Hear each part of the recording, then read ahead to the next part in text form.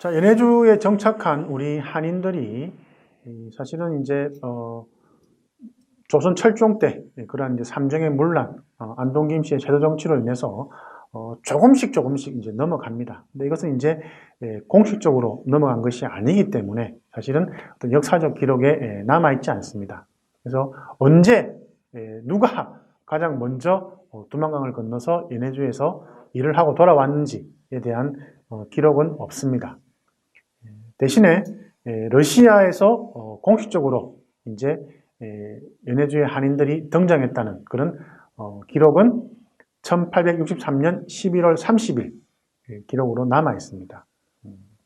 이미 19세기 말, 그죠? 사실 1863년이면은 말이라고 보기도 그렇습니다. 사실 19세기 중순 정도라고 이제 말씀드릴 수가 있는데, 어찌 보면은 우리가 알고 있는 그런 러시아로의 이주는 훨씬 더 오래되었다라고 말씀드릴 수가 있겠습니다.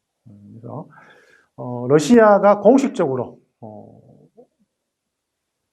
기록을 남긴 연해주 한인의 등장 시기는 1863년 11월 30일이었다라고 여러분들이 기억하시면 되겠습니다.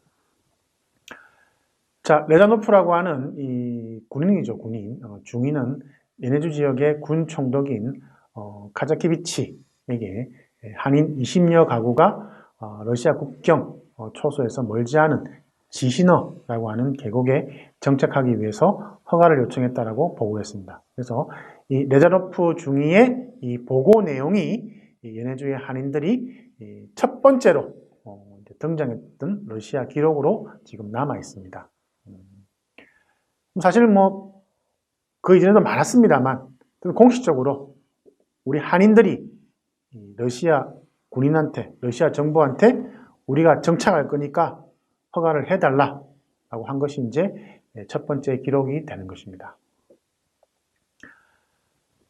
자, 이미 연해주에서 우리 이때는 사실 이제 아직 조선이 식민지가 안 되었기 때문에 이제 조선 백성이라고 할 수 있습니다. 그래서 이미 연해주에서 조선인들이 하는 역할이 상당히 알려져 있었기 때문에 이제 이러한 부분에 대해서 러시아 정부가 아주 신중하고 정말 아주 긍정적으로 이제 그런 이제 지원을 하게 되는데, 그래서 레자노프 중위는 카자케비치 총독에게 한인 정착민들이 이미 지프로 만든 오두막집을 지시너 강 2개, 6개를 지었고 러시아 당국에 최소 5명의 병사를 보내도록 요청했다고 편지를 보냈습니다.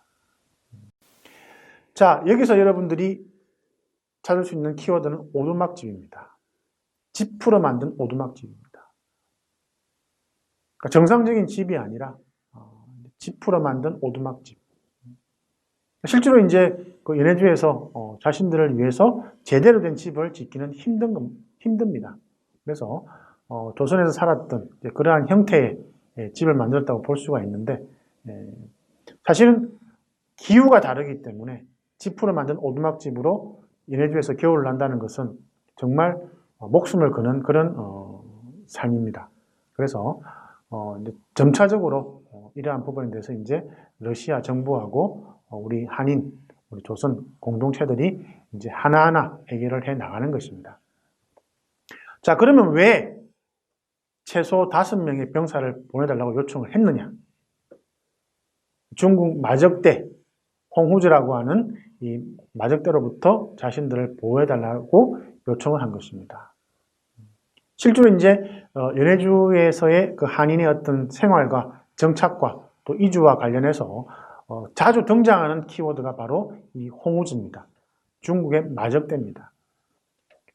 아시는 바와 같이 이 중국 만주, 연해주, 그 다음에 한경도가 두만강을 사이로 해서 다 모여있기 때문에 사실 이 지역은 정말 아주 혼란스러운 그런 지역입니다. 특히 이제 19세기 말, 20세기 초에 이 지역에서의 어떤 그 명확한 그러한 통치 조직이 없었기 때문에 정말 이러한 마적대들이 활기를 치고 또 이들로부터 이제 많은 피해를 갖다가 당하는 것입니다. 그래서 지금 레자노프 중위의 보고의 내용에서 여러분들이 이해할 수 있는 것은 첫 번째는 공식적으로 우리 연해주 한인들이 먼저 러시아 정부에다가 보호 요청을 했다는 것이고, 그 다음에 지프로 만든 오두막집 살았다는 것이고, 그 다음에 그 당시에 중국 마적대 이 홍우즈라고 하는 이 존재가 그 지역에서 아주 위험한 존재였다라고 이해하시면 되겠습니다. 실제로 기록에 많이 남아 있습니다.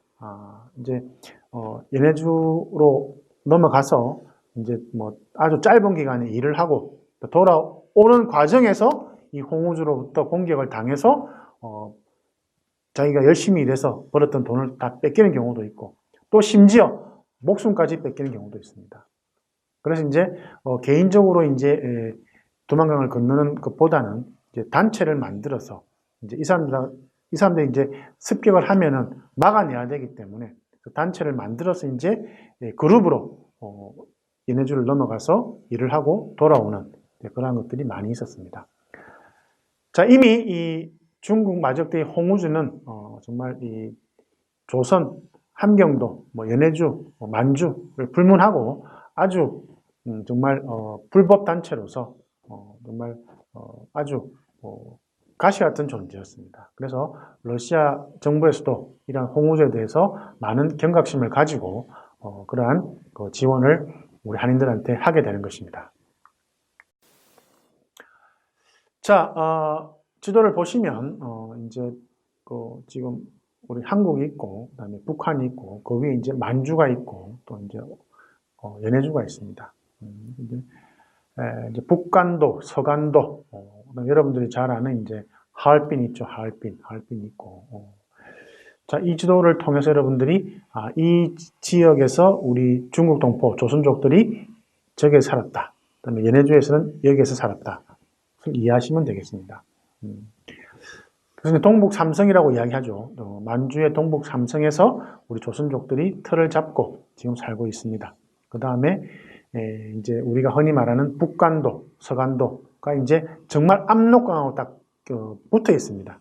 압록강하고 붙어 있는데 왼쪽이 서간도고 오른쪽이 북간도입니다. 그래서 이제 이 시대의 역사책들을 보면 이제 뭐 서간도에서 북간도에서 이런 말들이 많이 나옵니다. 그래서 이번 기회에 여러분들이 정확하게 어떤 지리적인 부분들을 여러분들이 이해를 하시면 되겠습니다. 하얼빈도 상당히 높은 데 있습니다. 자, 그 다음에 이제 오른쪽에 이제 연해주를 보시면은 이제 우리 지신어.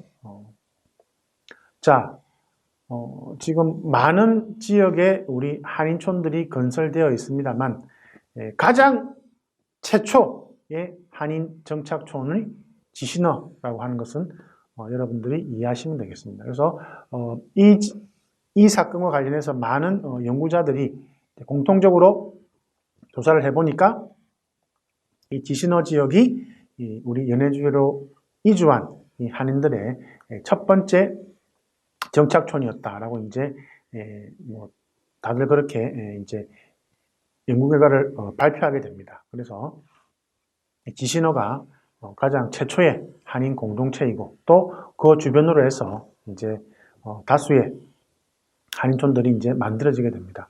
보시는 바와 같이 압록강을 건너면 바로 뭐 얼마 안 되는 곳에 이제 사실 지신어가 이제 위치하고 있습니다. 그리고 이제 그 바로 위에 또 지금 블라디보스톡 또 모스리스크 또 훨씬 더 이제 북쪽으로 이제 이주하면서 이제 그 한인 정착촌을 만들게 됩니다. 정말 춥습니다. 겨울에 정말 추운 곳입니다. 정말 이 바다가 얼만큼 추운 곳이기 때문에 이런 지역에서 이제 한인들이 모여서 이제 새로운 터전을 만들면서 살아간다는 거. 정말 국가 없는 이 민족, 국가 없는 백성의 이러한 정말 역사적으로 정말 비극적인 그러한 것들이 사실은 이 만주와 연해주에서 이제 존재했다라고 여러분들이 이해하시면 되겠습니다. 정말 우리 입장에서 보면은 정말 부끄러운 역사죠. 부끄러운 역사고 정말 이 만주와 연해주로 간 우리 중국 동포, 조선족, 고려인들을 볼 때는 정말 비극적인 역사입니다. 그러면 이 지역으로 이주할 수밖에 없었던 이 사람들을 위해서 우리가 과연 무엇을 해야 되는지 여러분들이 한번 생각을 해보셔야 될 겁니다. 자, 지시너와 관련된 이제 내용을 조금 더 말씀드리겠는데, 지시너에 거주한 조선인들은 러시아 군대로부터 밀가루를 배급받고 생활하면서 농사를 짓기 시작했다. 처음에 이제 뭐 갔을 때는 사실은 이제 뭐 바로 이제 뭐 먹고 사는 문제를 해결할 수 없었기 때문에 일단 처음에는 이제 어떤 배급을 통해서 지원을 통해서 이제 서서히 기반을 만들어 가게 됩니다. 그래서 이 밀가루 배급 받으면서 이제 서서히 이 토지를 임대하고 또 농사를 짓게 되는데, 이러한 것도 사실은 여기서만 존재하는 것이 아니라 나중에 중앙아시아에서도 똑같은 그런 방식으로 가게 됩니다. 그리고 이제 최은특이라고 하는 이 마을 대표, 그러니까 지신어 한인 공동체에서의 대표가 이제 최은특이라는 사람인데, 그래서 이 사람이 이제 마을 대표로 선출되고 불편한 사항을 러시아 군대에 보고하고 또 도움을 받았습니다. 그래서 이제 중요한 거는 바로 이주하고 난 이후에 우리 한인들에 대해서, 조선 백성에 대해서 러시아 군대나 러시아 정부는 상당히 우호적이었다라고 여러분들이 이해하시면 되겠습니다. 자, 특히 당시의 공포 대상이었던 홍우주, 또 나오죠. 홍우주로부터 습격을 방지하기 위해서 4명의 군인이 배치되었습니다. 주민들은 보리, 밀, 옥수수를 지었으며 아주 현지화에 노력을 많이 했습니다. 자, 그래서 지신어가 일단은 두만강을 건너서 아주 가까운 지역에 있었다. 그리고 이제 국경이 있는 가까운 지역이기 때문에 여기에서 러시아 군대와 가장 먼저 만날 수밖에 없었다. 그리고 홍우즈라는 존재 때문에 훨씬 더 빨리 러시아 군대와 러시아 정부와 어떤 관계를 만들어갈 수 있었다. 그리고 마지막으로 현지화에 주력하였다라고 이제 이해하시면 되겠습니다. 자, 예를 들어서 최은떡은 러시아 종교의 신자가 되었으며 러시아 이름은 뾰트르 세르노프를 가졌다. 여러분 아시는 바와 같이 사실 이제 지금도 이제 미국으로 이민을 가면은 이제 미국식 이름을 가지게 됩니다. 뭐 저 같은 경우도 이제 러시아 이름이 있고 우즈베키스탄 이름이 있고 영어 이름, 저는 3가지 이름을 가지고 있습니다. 사실은 외국인들이 한국 이름 부르기 참 힘듭니다. 힘들기 때문에 이제 그러한 문제 때문이라도 이제 현지 이름을 하나씩 가지게 되는데, 저 같은 경우도 뭐 러시아에서 공부할 때 러시아인들 제 이름을 부르는데 제대로 못 부르더라고. 그래서 저도 이제 러시아 이름을 가지게 되었고, 그 다음에 우즈베키스탄에 있을 때에도 우즈벡인들의 이름을 제가 하나 받아서 그렇게 사용했습니다. 어떻게 보면은 이제 현지화의 가장 첫 번째 단계가 이제 그 현지 국가의 이름들을 가지고 이제 선택을 하는 것입니다. 그래서 보통 이제 그 한국인들이 그 외국에 나가 살 때 그 현지 이름을 만드는 방식은 사실 개인의 이름이죠. 이름의 첫 번째 이 철자. 저 같은 경우는 이제 동기이기 때문에 첫 번째 철자가 디귿입니다. 디귿에 해당되는 그 현지 이름이 있습니다. 영어로 치면 이제 D가 되는 것이고 러시아로 가면 이제 대가 됩니다. 그래서 대로 시작하는 러시아 이름이 있고 또 영어로 치면 D로 시작되는 영어식 이름이 있습니다. 그래서 첫 번째로는 보통 이제 그 현지 이름을 지을 때 영어식으로 러시아식으로 하든지 간에 어쨌든 본인 한글 이름에서의 첫 번째 이 철자 그거를 일단 그게 맞추어서 이제 이름을 선택하면 되고 그 다음에 또 두 번째는 그냥 본인이 그냥 좋아하는 이름을 그냥 선택하면 됩니다. 그래서 큰 그건 없는데 여하튼 그래도 나름대로 좀 정체성을 가지기 위해서는 이제 자기 이름과 한국 이름과 관련된 그러한 철자를 통해서 이름을 만드는 것이 아주 좋은 방법입니다. 저도 사실은 이러한 것을 현지에 있는 러시아 선생님과 우즈베키스탄에 있는 우즈벡 선생님한테 제가 배운 것입니다. 그렇기 때문에 여러분도 가급적 이제 외국에 나가서 오랫동안 살게 되면은 그 국가에 있는 많은 이름들 가운데 하나를 선택하시면 사실 아주 편합니다. 그리고 그렇게 함으로 인해서 훨씬 더 빨리 이 현지화에 주력할 수가 있습니다. 자, 강화도로 유배당했던 철종, 강화도령이었던 이 철종이 정말 뜻하지 않게 왕이 되었고 정말 준비되지 못한 왕이었기 때문에 이 조선이 과연 어디로 갈 것인지 정말 위험한 상황으로 이제 빠지게 되었는데, 이런 상황에서 이제 그 당시에 안동 김씨 집안에서 정말 부정부패, 얼룩진 그런 세도 정치를 하게 됩니다. 이것이 이제 지금 중국 동포 조선족과 그 다음에 구소련 동포 고려인들의 이주 사이에 출발이 되는 것입니다. 정말 백성들을 위해서 좋은 정책을 만들어야 되는 이 조선 정부가 실제로 그렇게 하지도 못했고, 또 오히려 많은 백성들을 위해서 많은 이 고통을 주는 그런 이제 세금 정책을 통해서 이 조선 농민들의 가정 경제를 파탄시켰습니다.